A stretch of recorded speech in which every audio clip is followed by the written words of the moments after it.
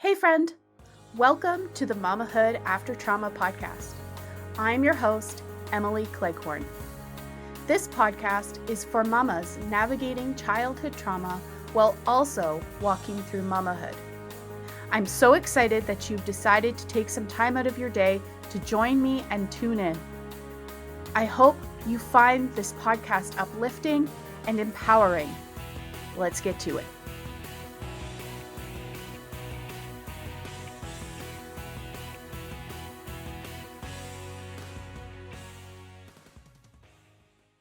Hey there. Before we jump into this episode, I want to let you know about something that is brand new that you have access to as a Mamahood After Trauma listener. Now, tell me, does this sound like you? You want to give your littles a positive childhood experience. You want the steps to finally heal your childhood trauma. You're tired of the fear holding you back in life, and you enjoy being a mama, and you want to be more present. If you answered yes to any of the above, I would invite you to check out the Mama Untriggered private podcast series. This is a 5-part private podcast series that teaches you how to ditch the emotional roller coaster and bust out of the fear controlling your mamahood. Let's teach you how to calm your nervous system through small, simple steps. I mean, parenting books and workshops are great, but we believe it's better to give you short, actionable audio clips that allow you to take action right away so that they can't escape from your mom brain, right? If this sounds at all interesting to you, I would invite you to head over to subscribepage.io/mama untriggered. That's subscribepage.io/mama untriggered.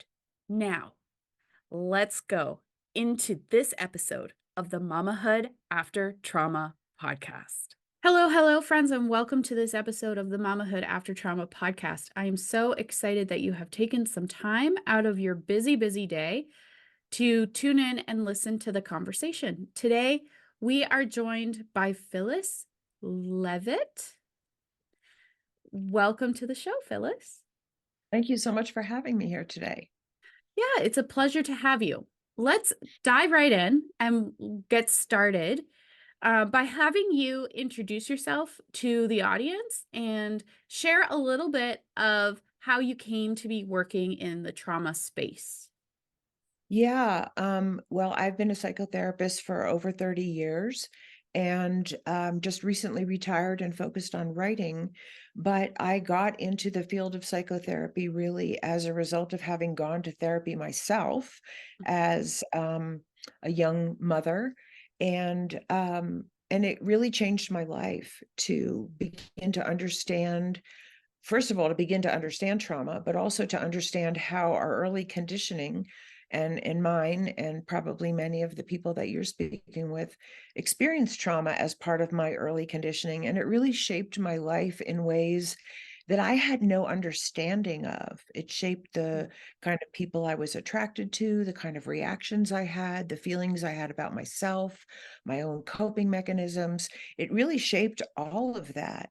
And going to therapy for the first time was a big eye-opener for me. And I ended up going to graduate school in psychology out of that and having a private practice all these years. And I worked with quite a bit of trauma in my private practice.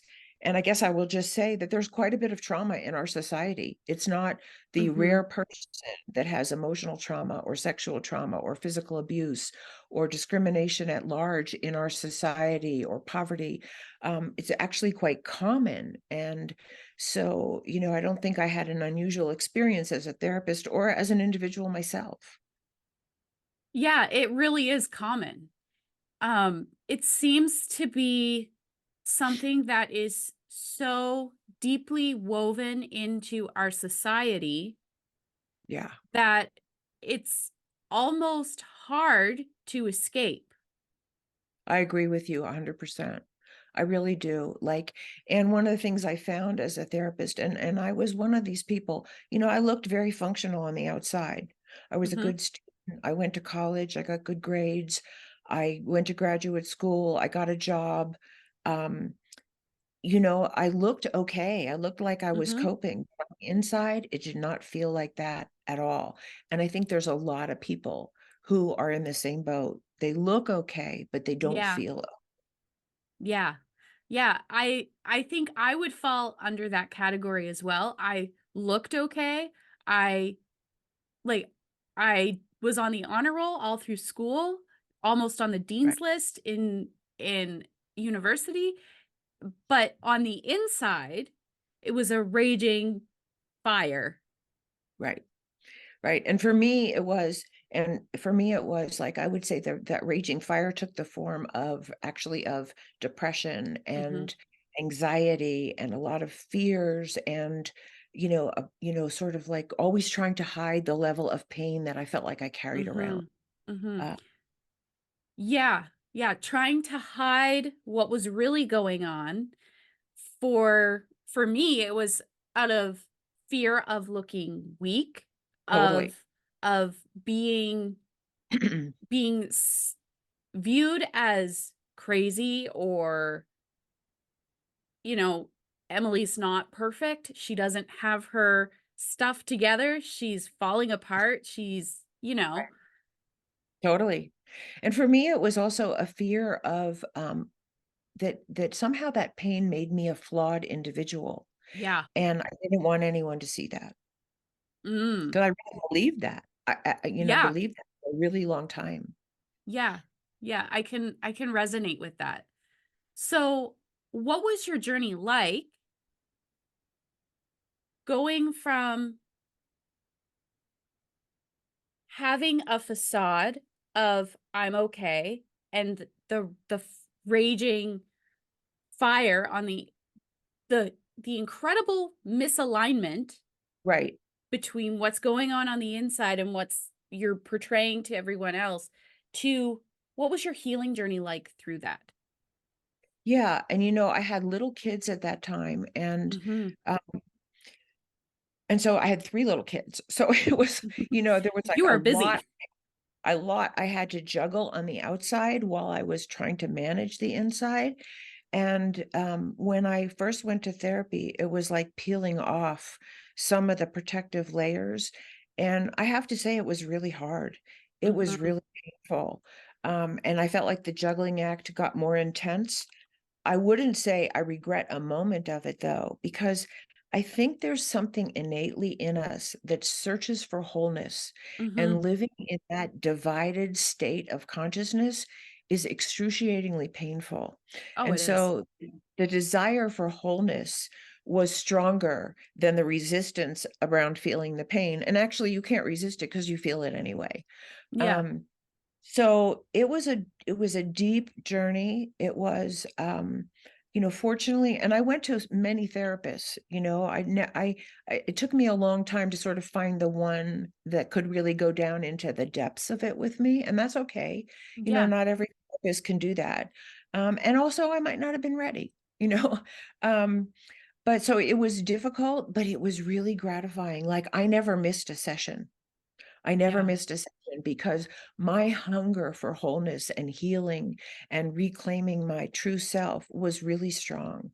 And I think we have that as individuals, and I think we have that as a society. I'll just say that. I think there are many Mhm. that are hungry for that if they had the opportunity to explore it. And we know, of course, that many people don't have that opportunity. Um, and I will just say this, that even as a very, I think started maybe as a very young teenager, I had moments of breakthrough into a connection to something much more profoundly whole and loving, and connected within myself. I just couldn't maintain that, but it Yeah. gave me hope. it gave me hope that it was possible. And I think we need that. And one of the things that I really concentrated on as a therapist myself was to say to people, there is light at the end of the tunnel. Mhm. Because if I made it through that darkness, you can too.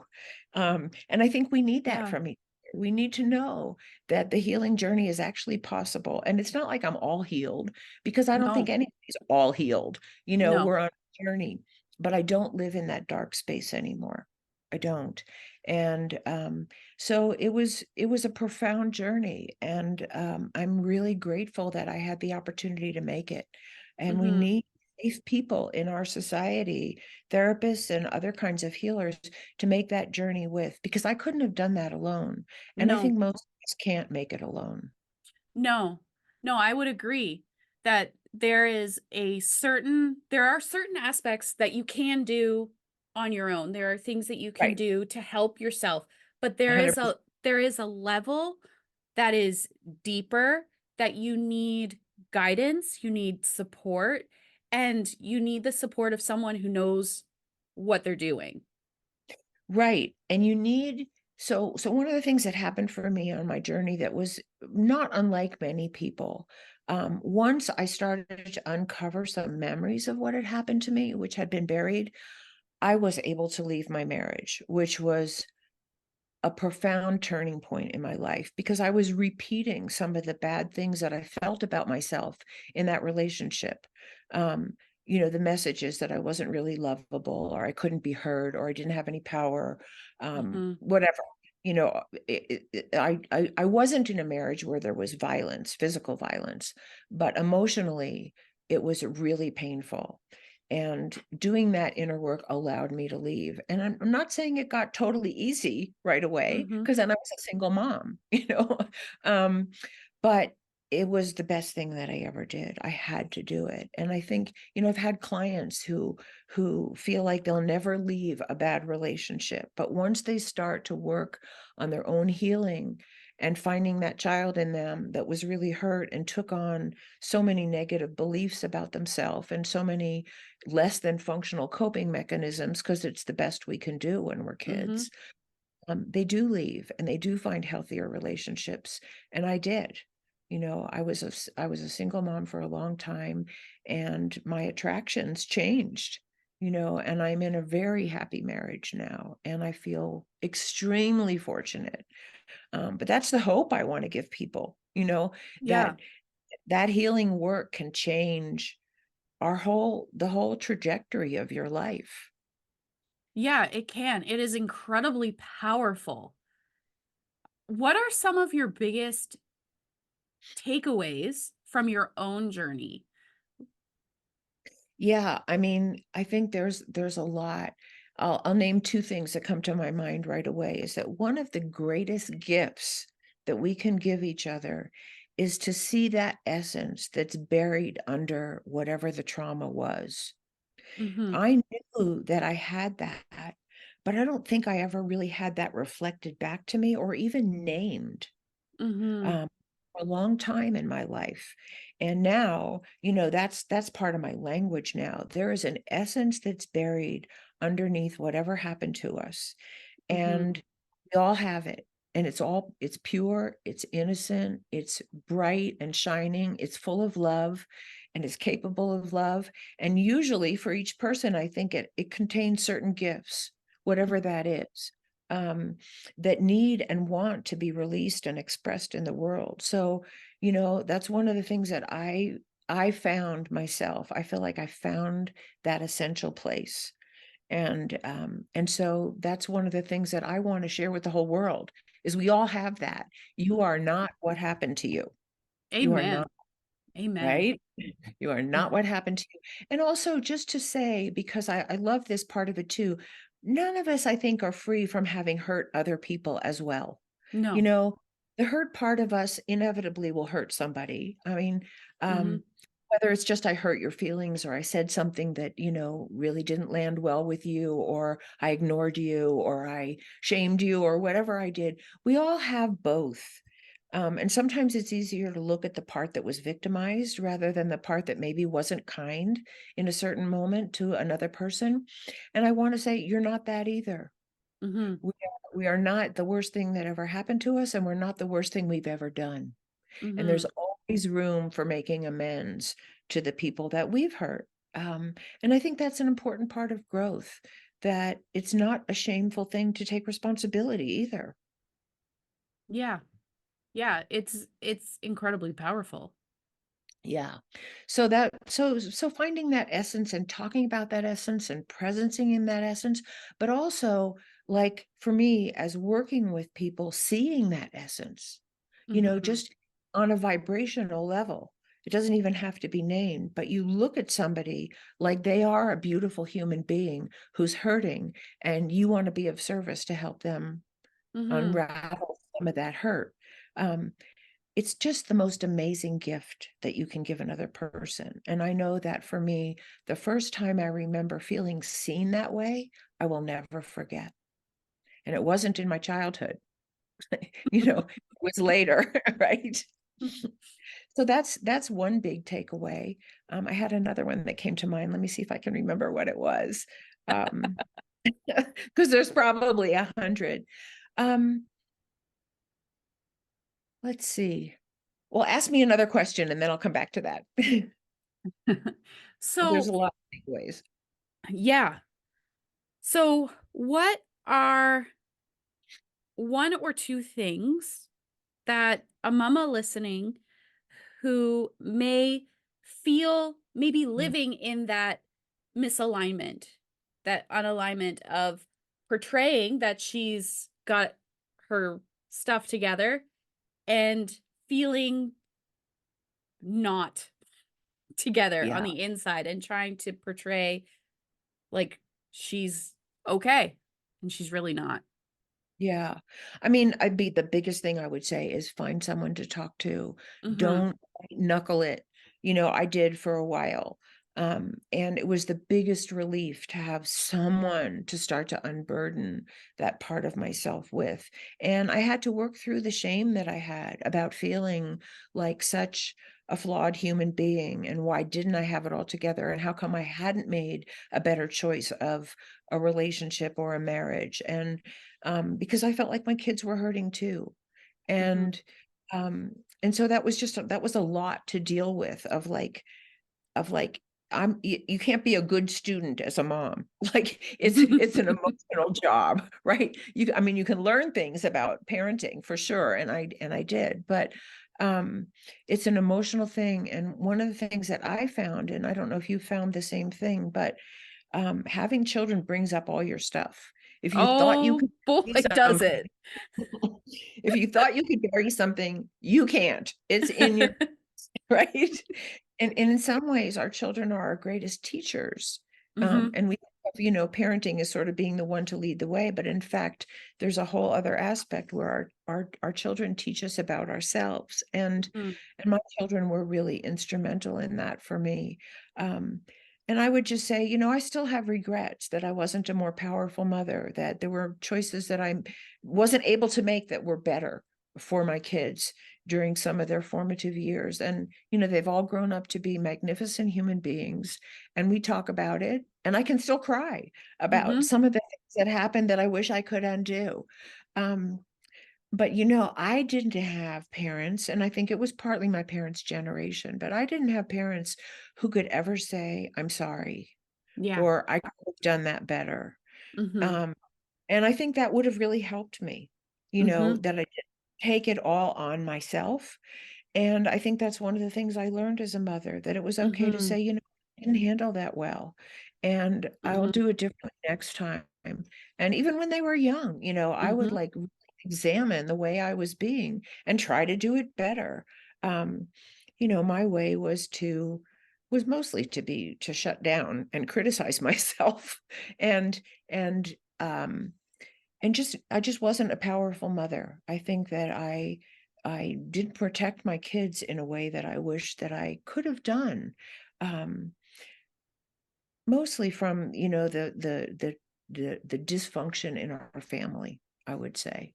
But I got out. as soon as I could get out, and I learned and I healed as fast as I could. Mhm. Um, they know that. I think they know that. And I think that's what we can do. And I think, there were a lot of years where I really had so much criticism of myself. And I feel like, this is a journey we made together. They taught me, I did the best I could for them. I love them dearly. I Mhm. think they always felt that. And we love each other dearly now. And, this is the human journey. I don't Mhm. know people who make it perfectly. I don't think that's what we're doing here. I think we're learning as we go. Yeah. So, outside of finding someone who you can talk to, are there any other steps that a mama could take to help herself feel more in alignment or discover that Yeah. for the first time? Yeah, I mean, there's things that I learned along the way. Like, I read a book when my kids were little, and maybe it's a little outdated. I don't know, but I think there's still some great value in it. And it was something like How to Talk So Children Will Listen and Listen So Children Will Talk.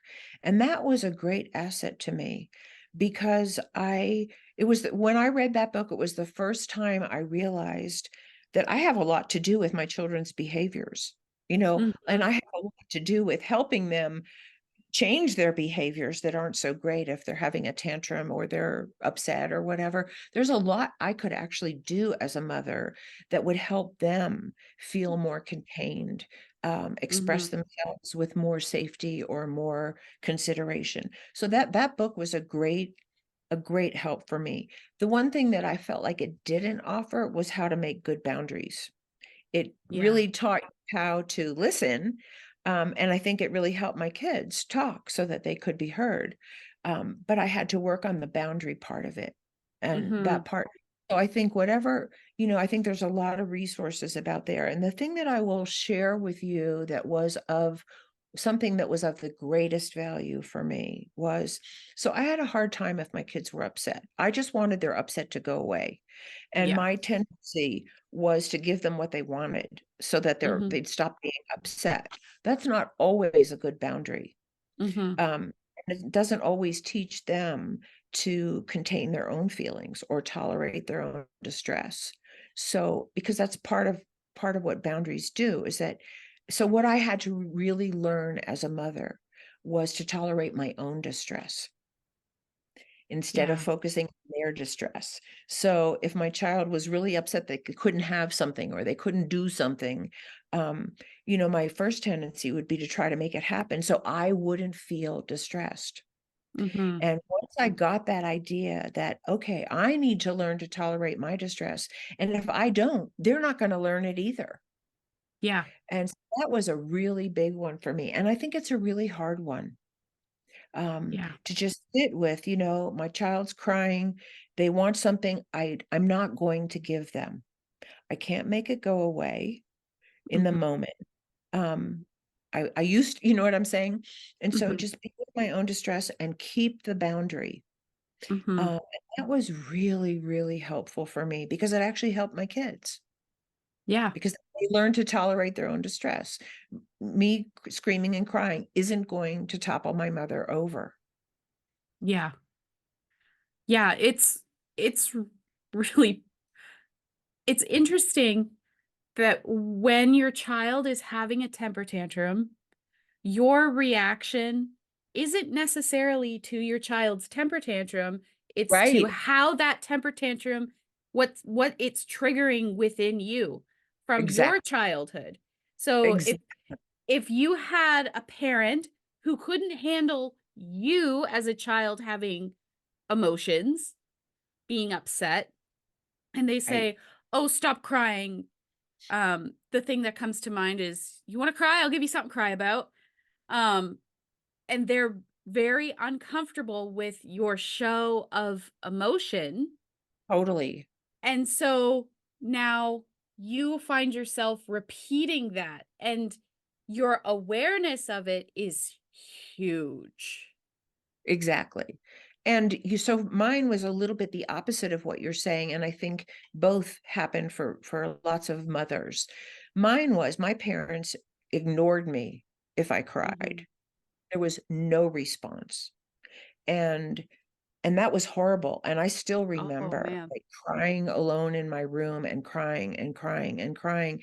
And I think implicitly wanting someone to come, and no Mhm. one came. And so I think I overcompensated as a mother. Like, Mhm. I'll attend to your every cry. I'll try to meet your every upset. And that's not good either. There's Yeah, it's somewhere in the middle in where the middle. I care that you're upset. I want you to feel better. I love you. Um, if what you want is appropriate, fine. If what you're asking for and having a tantrum about isn't, we're both going to tolerate that distress and we're both going to move through it and it's going to be okay. But I'm not abandoning you in the middle of it. No. Does that make I sense? Yeah, Yeah. that makes sense. And yeah, both sides of the spectrum happen where your parent is extremely reactive or there's no reaction. And Right. neither are are good. Right. Neither are good. Neither are good. And certainly anger at a child having feelings is not helpful at all. Um, No. and I think ignoring is an expression of anger in a way. Mhm. It's just Yeah. not written. Yeah. Yeah. How can our listeners connect with you further if they would like to do so? Yeah, the easiest way is on my website. I have a website. It's my name, www.phyllislevitt.com. And there's a place where you can just contact me. There's a newsletter you can sign up. My focus right now is on a book that I just wrote called America in Therapy, where I'm talking about bringing these healing principles of relationship, healing ourselves and healing our relationships to our country. So it's a little bit of a different focus, but I'm totally happy to talk about the mamahood thing because mamahood has been and still is like one of the most sacred parts of my life.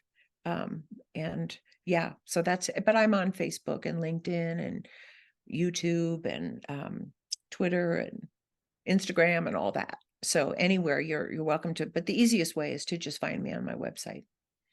Awesome. Thank you so much for joining me today, Phyllis. It was a pleasure having you on the show. Until next time, friends. Thank you so much for taking time out of your day to tune in to this episode of the Mamahood After Trauma podcast. If you would like more of the Mamahood After Trauma community, make sure to look in the description of this episode for the link to become a Mamahood After Trauma Inner Circle member. Until next time, Mama, keep